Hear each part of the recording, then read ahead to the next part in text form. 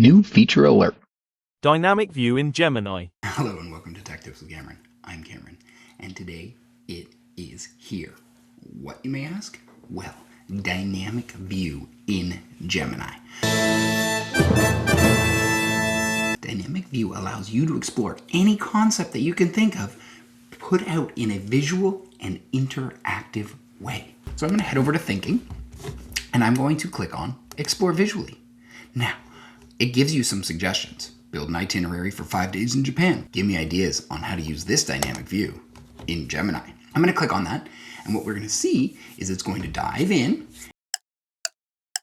Okay, so we can see here, it took about 2 or 3 minutes, and what it gives us is a dynamic view of what is dynamic view. So it transforms prompts into fully functional interactive applications in real time. So it allows you to start interacting with those answers that you get. Well, how does it work? Well, it uses agentic coding. So it's building something for you specifically based on whatever you want to learn. So if you ask for something complex and scientific, you get a simulation. If you ask for a travel route, it's an interactive map. If you want to know the history of someone, artist, whatever, it showcases the different periods of their life, gives you a timeline, and allows you to interact with that. How do we use it for education? Well, let's click down. It turns research papers or complex concepts into interactive guides. You can ask it to visualize parts of a cell, create flashcards for a PDF, and watch it build you a custom study suite. This is really the key to opening up learning within Gemini. It creates something with which you can interact with one concept very, very deeply. So I'm going to copy that prompt, and let's see how it works.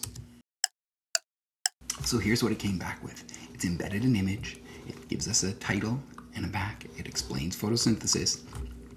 And here's the cool part. We can see the rate of photosynthesis through this interactive simulation lab.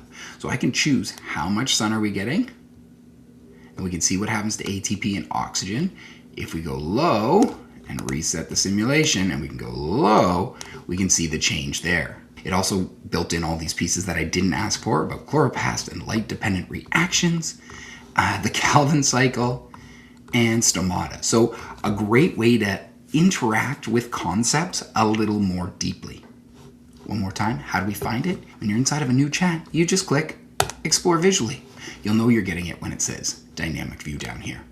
Hope that helps. See you soon. Bye-bye.